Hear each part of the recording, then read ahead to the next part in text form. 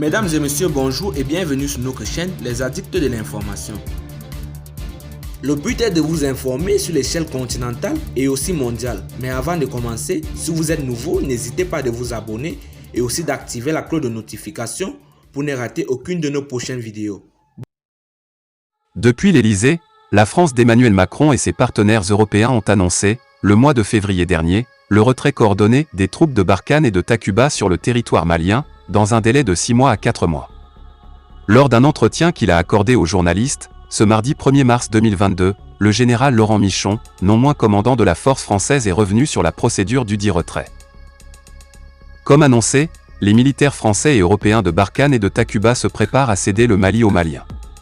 Certes, les 6 à 4 mois impartis pour l'effectivité de ce retrait semblent être longs pour Bamako, mais tout porte à croire que les soldats sur le terrain sont en train de travailler pour la levée des camps.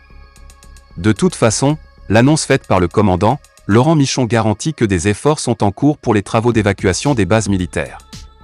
L'annonce a été distillée hier mardi, 1er mars 2022 par nos confrères de Mikado FM. La force Barkhane et Takuba se prépare à quitter le Mali, après 9 ans de présence.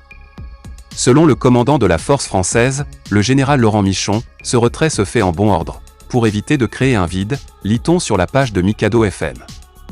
Dans un audio que l'organe a également publié, nous entendons, sans embâge, le général s'exprimer sur la question. L'intéressé a mis l'occasion à profit pour brièvement donner certains détails sur la procédure à suivre en la matière.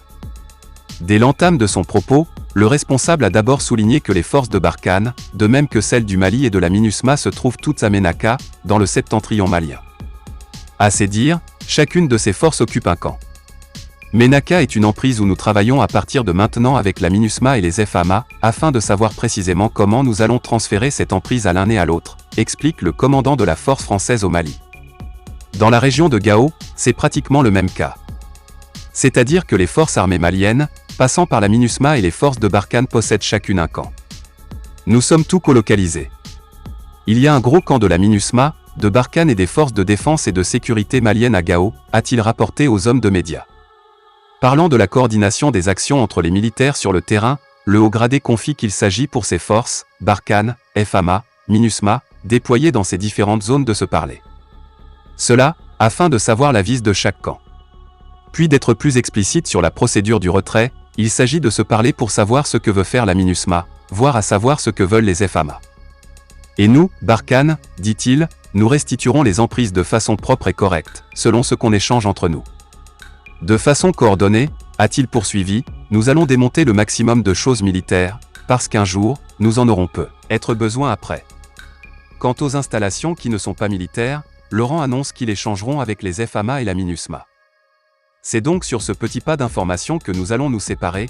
Partagez la vidéo avec les amis si vous l'avez trouvée intéressante, abonnez-vous à la chaîne si ce n'est pas encore fait et à très bientôt pour de nouvelles vidéos. Bye bye.